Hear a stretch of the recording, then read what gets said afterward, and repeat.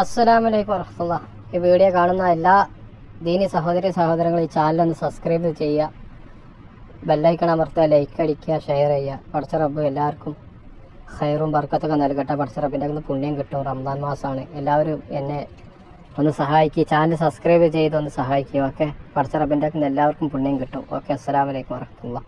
ലോകത്തിന്റെ ഗുരു, നുണ പറയാത്ത, കളവ് പറയാത്ത, അല്ലാഹു നൽകുന്ന ദിവ്യബോധനമല്ലാതെ അന്ന് അബ്ദുല്ലാഹി ഇബ്നു അംർ ഇബ്നുൽ ആസ് തങ്ങളോട് പറഞ്ഞില്ലേ, അബ്ദുല്ലാ, എന്റെ നാവിൽ നിന്ന് സത്യമല്ലാതെ വരില്ല, എഴുതി വെച്ചോ.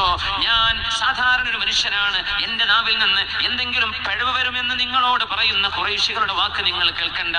ലാ യഖ്റുജു മിൻ ഹാദാ ഇല്ലൽ ഹഖ്. ഈ നാവിൽ നിന്ന് ഹഖല്ലാതെ വരികയില്ലെന്ന് ഹബീബുനാ റസൂലുള്ളാഹ് സ്വല്ലല്ലാഹു അലൈഹി വസല്ലം സിൻദാനി ഹദീസ് അങ്ങോട്ട് കൊടുത്തു സ്വഹീഹ് മുസ്ലിമിലെ.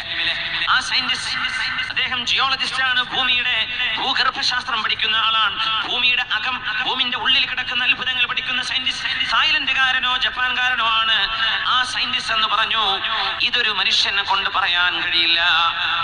ഇതെങ്ങനെയാണ് 1400 കൊല്ലങ്ങൾക്ക് മുമ്പ് നിങ്ങളുടെ പ്രവാചകൻ പറഞ്ഞത്? He should be divinely inspired. ദിവ്യമായ എന്തെങ്കിലും വെളിപാട് കൊണ്ടല്ലാതെ പറയാൻ കഴിയാത്ത വാക്കാണിത്. അറബ് രാജ്യങ്ങളിലാണ് ഇനി മുതൽ ഏറ്റവും കൂടുതൽ മഴ കിട്ടാൻ പോകുന്നത്. അവിടെ അരുവികൾ വരും, അവിടെ മനോഹരമായ തോട്ടങ്ങൾ ഉണ്ടാകും, കൃഷിയിടങ്ങൾ സമൃദ്ധമായി വളരും. ഇങ്ങനെ ആവുന്നത് വരേക്കും ലോകാവസാനം നടക്കുകയില്ലെന്ന് ലോകത്തിന്റെ ഗുരു മുഹമ്മദ് റസൂലുള്ളാഹ് സ്വല്ലല്ലാഹു അലൈഹി വസല്ലം ആ സംഭവം നടക്കുന്ന കാലത്തെ സംബന്ധിച്ച് മഹാന്മാരായ പണ്ഡിതന്മാർ പറഞ്ഞത്, ഫീ സമനി ഈസാ അലൈഹിസ്സലാം